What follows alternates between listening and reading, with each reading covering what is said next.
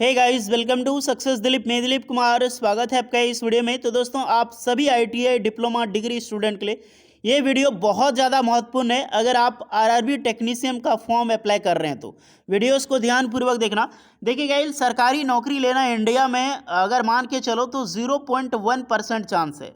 आपको पता है आरआरबी टेक्नीशियन की टोटल 9,144 वैकेंसी रिलीज़ की गई है, जिसमें फॉर्म अप्लाई करने वालों की संख्या करीब करीब 35 लाख प्लस होगी।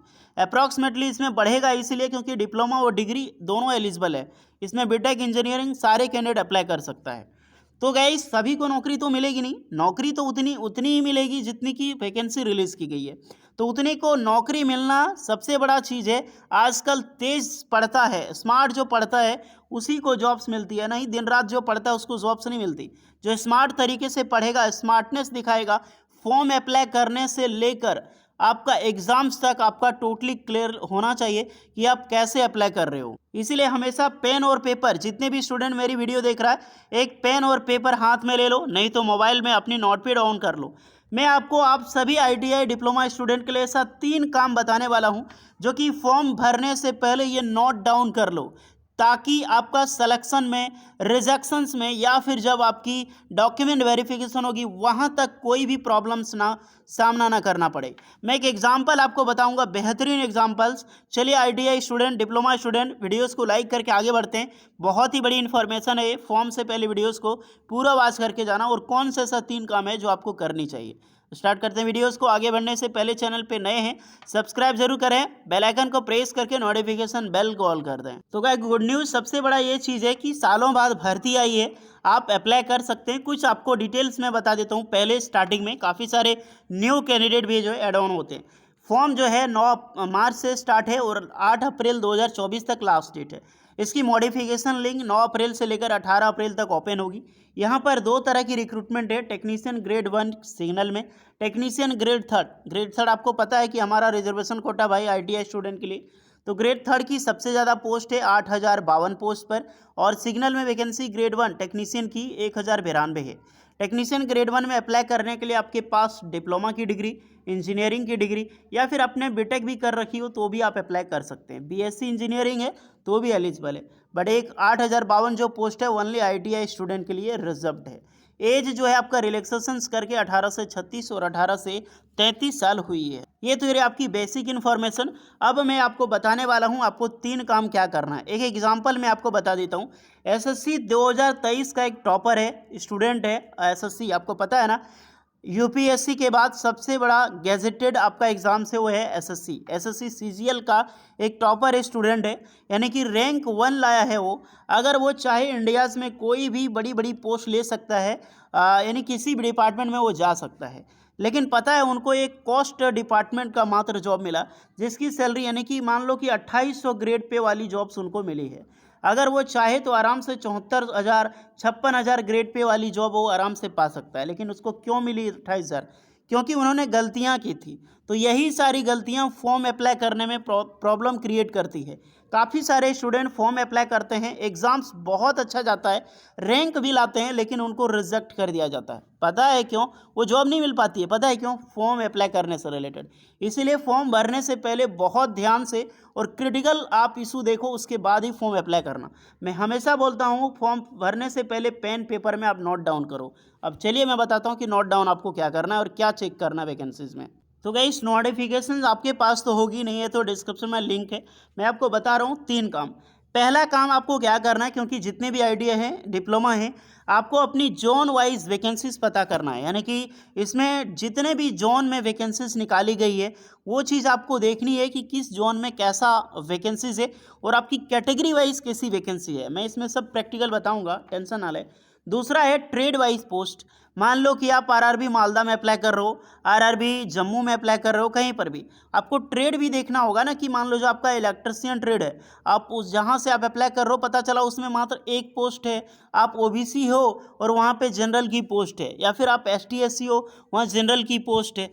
जरा आप सोचो, आप एसटी एससी हो और जनरल की पोस्ट है, आपको पोस्ट कैसे मिलेगी? आप एक जनरल में गिनती आओगे, रिजर्वेशन तो आपको मिलेगा नहीं। तो ये सारी चीज़ें क्रिएट करती है डीवी, डॉक्यूमेंट वेरिफिकेशंस में, जब एग्जाम्स हो जाएगा। तो अभी से यहाँ पर मैं आपको सेलेक्ट करके बताने वाला हूँ। तीसरा है मल्टीपल पोस्ट, क्योंकि ये बहुत सारा मेरे पास कमेंट आ रहा था, इसलिए मैं इसको ऐड किया हूँ मल्टीपल पोस्ट। यानी कि जो ITI करके डिप्लोमा किया है, डिप्लोमा करके जो बीटेक किया है, वो अब उनका कहना है कि मेरे पास ITI की डिग्री भी है, डिप्लोमा की डिग्री, तो क्या मैं टेक्नीशियन ग्रेड 3 वाला फॉर्म अप्लाई कर सकता हूँ और टेक्नीशियन ग्रेड 1 वाला। ये सारी चीज़ें आपको मैं बताने वाला, और ये भी हम आराम से बताऊंगा कि किस ट्रेड में, किस जोन में आपकी कैटेगरी वाइज कितनी पोस्ट है, ये बहुत ज़्यादा ज़रूरी है। अब नोट डाउन, पेपर कॉपी निकाल लो आप। तो पहला काम आपको क्या करना है, पेपर में नोट करो। फर्स्ट आपको जो मैंने अभी थंबनेल में बताया था एक PPTs के ज़रिए, कि आपको जोन वाइज वैकेंसी पता करना है। ओके, आपको पता है इसमें कौन कौन से ट्रेड अप्लाई कर सकता है। पहला मैं ट्रेड बता देता हूँ। देखिए, टेक्नीशियन ग्रेड 1 जो सिग्नल की पोस्ट है, यानी कि डिप्लोमा वालों के लिए, इसमें तो सारे कैंडिडेट ऑलमोस्ट यहाँ पर अप्लाई कर सकते हैं जो बीटेक किया हो या फिर इंजीनियरिंग डिप्लोमा के। यहाँ पर साफ साफ ये 3 ईयर की diploma in engineering the above basic stream या फिर combination of any above basic streams, कहीं से भी आपने डिप्लोमा कर रखी हो अप्लाई कर सकते हैं। बट यहाँ पर ध्यान रखना, अगर आपने बैचलर ऑफ साइंस से किया रखा है, जैसे physics, chemistry, electronics, computer science, information technology, तो वही कैंडिडेट इस फॉर्म के लिए अप्लाई कर सकता है। ओके, अब आ जाते हैं, आपने इंजीनियरिंग भी की हो अप्लाई कर सकते हैं। थोड़ा सा ट्रेड में आपको बता देता हूँ कि टेक्नीशियन में ट्रेड क्या है। ब्लैक स्मिथ, ब्रिज की वैकेंसीज है। कैरेज एंड वैगन शॉप में है। इलेक्ट्रिकल, डीजल मैकेनिक, इलेक्ट्रिकल और डीजल मैकेनिकल के लिए भी पोस्ट है, 2 तरह के डिपार्टमेंट। इलेक्ट्रिकल की पोस्ट है, इलेक्ट्रिकल वही इलेक्ट्रिशियन है यार।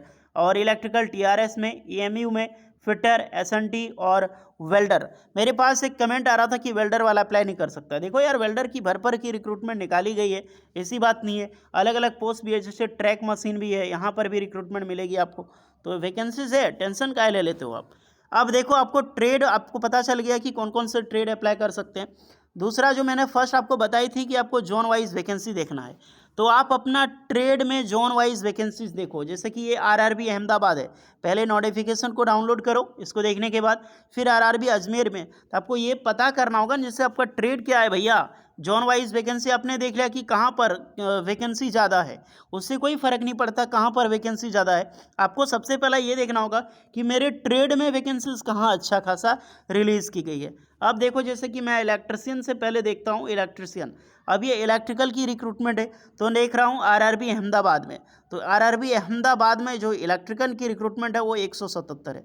बड़ा मस्त वैकेंसीज है यार, 177 पोस्ट पर रिक्रूटमेंट RRB अहमदाबाद में। वहीं पर मैं बात करूँ तो इसकी तो फिटर की भी 216 है, यानी कि इलेक्ट्रिशियन फिटर की पोस्ट बहुत अच्छी खासी है RRB अहमदाबाद में। अब आपने देख लिया कि मुझे यहाँ से अप्लाई करना है। एग्जाम्पल बता रहा हूँ, ये नहीं कि सब अहमदाबाद में अप्लाई कर रहा हूँ। अपना अपना जोन आपको सब देख लेना भैया, कि आप किस जोन में कंफर्टेबल हो अप्लाई करने के लिए, ये सब ज़रूरी होता है। ओके, अब फर्स्ट पहला काम आपने देख लिया कि आपको किस जोन से अप्लाई करना है, वो सेलेक्ट करके कॉपी में पहले नोट डाउन कर लो। दूसरा पॉइंट मेंशन करो आप। अब आपको ट्रेड देखना है, आपका ट्रेड कौन सा है।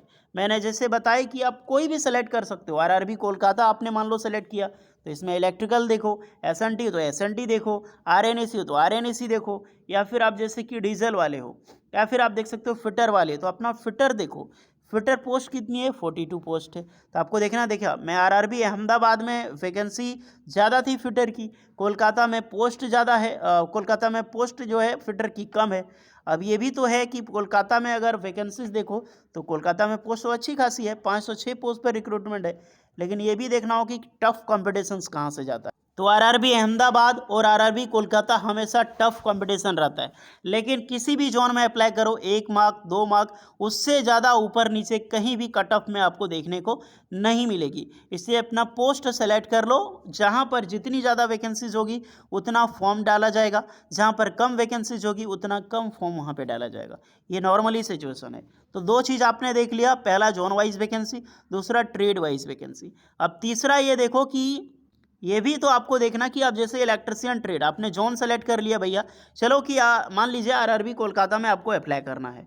फिटर आपका ट्रेड है, आपका जो भी ट्रेड है डजंट मैटर, फिटर आपका ट्रेड है। आपने देख लिया टोटल वैकेंसी 42 है, बहुत अच्छी खासी है, मैं तो अप्लाई करूंगा। या फिर 206 मान लो RRB अहमदाबाद में, उसमें भी अप्लाई करूंगा। लेकिन अब आपको देखना अपनी कैटेगरी वाइज, जी हाँ, अपनी कैटेगरी वाइज ये जरूर चेक करना कि मेरी कैटेगरी में कितनी है। यानी कि ये जनरल की है, ये SC की है, ST की है, OBC की है, EWS।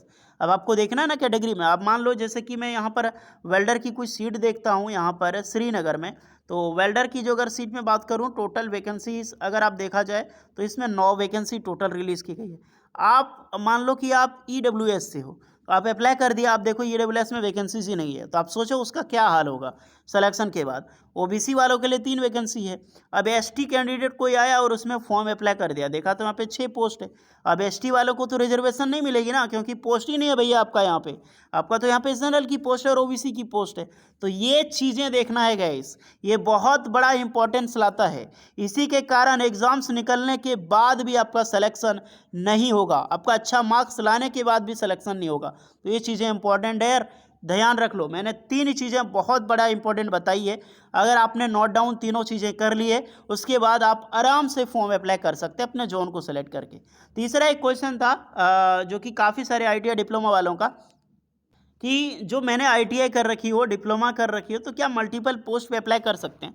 जी नहीं गाइस, आप सिर्फ एक ही पोस्ट के लिए फॉर्म अप्लाई कर सकते हैं। या तो आप ITI टेक्नीशियन ग्रेड 3 वाली या फिर टेक्नीशियन 1 वाली। ओके, और अप्लाई करने में आपको पूरी सावधानी बरतें, ज़्यादा मिस्टेक ना करें अप्लाई करने में। ओके, तो सब कुछ मैं बता चुका हूँ, जो चीज़ें मैं इस वीडियो में बताने आया था। वीडियो अगर आपको यूजफुल लगी हो, प्लीज़ वीडियोज़ को लाइक, शेयर और अपने चैनल को, इस सक्सेस दिलीप को सब्सक्राइब करें, बेल आइकन को प्रेस करें। होपफुली मिलते हैं नेक्स्ट वीडियो में, तब तक के लिए जय हिंद।